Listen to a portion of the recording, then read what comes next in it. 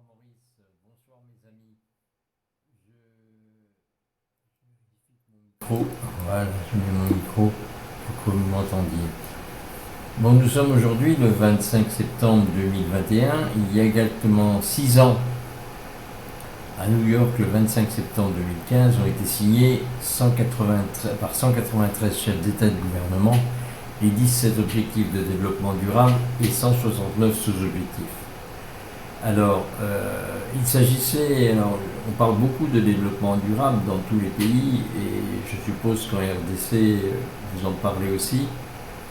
On parle, par contre, les objectifs de développement durable sont autre chose.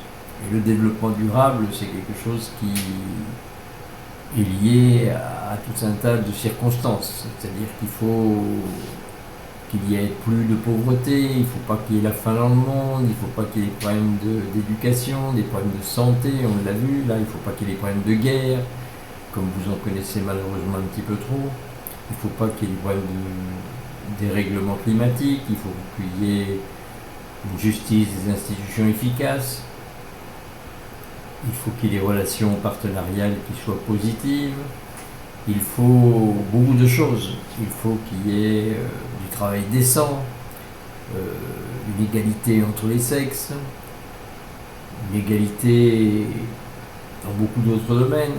Il faut des infrastructures appropriées, il faut plein de choses que donc les 193 chefs d'État et de gouvernement ont, semble-t-il, fait un diagnostic qui a fait suite aux 8 objectifs du millénaire pour le développement, qui s'est terminé donc en septembre 2015, et ils ont fait cet inventaire, cet état des lieux, et ont établi un diagnostic et se sont fixés des objectifs que l'on appelle l'agenda 2030.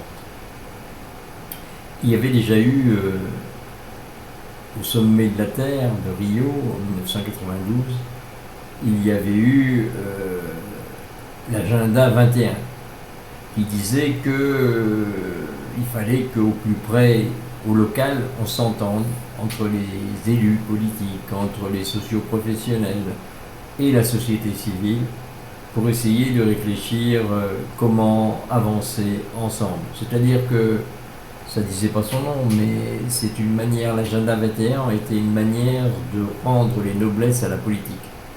La politique, c'est quelque chose de noble, mais malheureusement, les politiciens l'ont tout déformé. La politique, c'est avant tout l'administration de la cité. Et l'administration de la cité, ça doit se faire avec toutes ses composantes.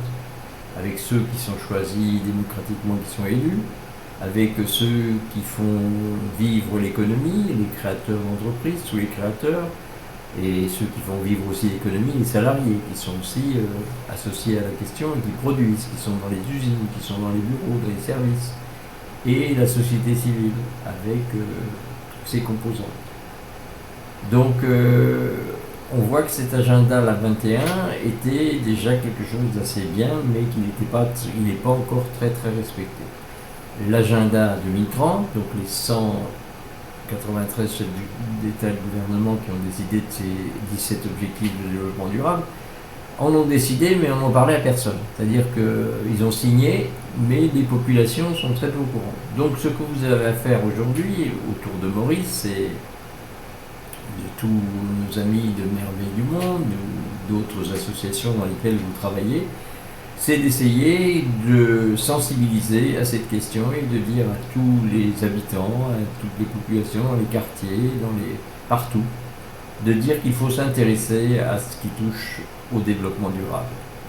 Donc c'est une journée, donc je suis Bernard Gillet, je suis président de Fier des ODD, qui l'an dernier, avec d'autres personnes, ont lancé l'idée d'un festival international éclaté et régionalisé des objectifs de développement durable pour que justement on en parle et qu'on n'attende pas 2030 par exemple pour inscrire dans l'ODD numéro 3 bonne santé bien-être, qu'on inscrive la pandémie de la Covid-19 qui a fait son apparition en décembre 2019 et qui ravage encore beaucoup de pays, mais avec laquelle on n'a pas été très très transparent, je le pense, dans aucun des pays. Et on voit bien qu'aujourd'hui, derrière toute cette histoire de pandémie, il y a aussi l'histoire de gros sous, de gros lobbies pharmaceutiques et qu'on nous fait un petit peu n'importe quoi et qu'on a profité de cette pandémie pour réduire les libertés, pour aussi porter atteinte à l'intégrité des personnes à un moment donné. Voilà, donc vaccination pour, contre, etc. Il y a plein de choses embarrassantes, mais surtout ce qui est embarrassant justement dans ces ODD, c'est que la pandémie Covid-19 n'y figurait pas, qu'il y avait d'autres pandémies, d'autres raisons, des causes de mortalité, dont on ne parle plus du tout depuis qu'il y a la pandémie. Hein. Il faut savoir qu'on doit être à moins de 5 millions de morts depuis le 1er décembre 2019 et l'apparition en Chine du virus. Donc sur cette pandémie, 5 millions de morts. Si l'on rapporte au nombre total de morts sur la planète sur la même période, eh bien, on doit être autour de 80, on est à pas loin de 90 millions de morts. Donc ça veut dire que tous les autres, on n'en parle plus. Il n'y a plus de grippe, il n'y a plus d'Ebola, il n'y a plus de cancer, il n'y a plus de sida, il n'y a plus de diabète, il n'y a plus d'infarctus, il n'y a plus les accidents de la route qui causent 510 morts par jour, c'est-à-dire 2 crashs d'avion de jeunes de moins de 18 ans.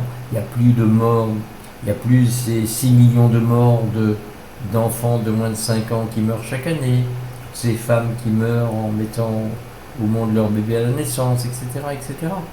Donc c'est quand même un petit peu douteux tout ça, qu'on nous donne plus tous ces chiffres et qu'on nous fasse peur avant tout pour la Covid. Je ne dis pas que c'est négligeable et qu'il faut pas être vigilant avec, mais je crois qu'on a créé la psychose, on a créé la peur pour nous détourner de ce qu'on avait à faire du mieux et d'observer tout ce qui va mal dans ce monde et les autres causes de mortalité qui sont malheureusement très très importantes. Et quand je vois ce qui se passe chez vous, dans le Nord Kivu par exemple, je suis vraiment très triste de voir ça.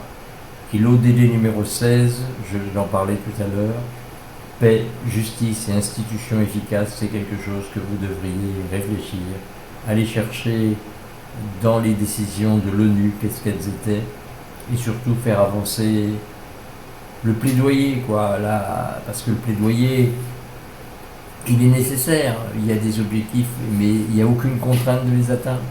C'est comme les objectifs autour du climat, il n'y a rien, il n'y a pas de contrainte. C'est-à-dire que les gens peuvent dire on a signé ça, mais s'ils ne respectent pas, il n'y a rien pour les obliger à le faire. Parce que par exemple, s'il y avait des contraintes pour paix, justice et institutions efficaces, eh bien, je pense qu'il y a certains pays, il y aurait moins de morts à cause des guerres, et beaucoup moins de choses qui se passeraient qui nuisent à la vie de l'humain et à celui de la planète. Donc je vous remercie mes amis, je suis content de vous avoir consacré quelques instants, je vais envoyer le lien à Maurice. J'avais derrière moi des ODD, les objectifs de développement durable, je les ai décrochés pour les emmener demain sur un stade, et donc je ne vous les verrai pas, mais c'est pas grave, dans mon bureau habituellement tous les ODD sont tapissés sur le mur.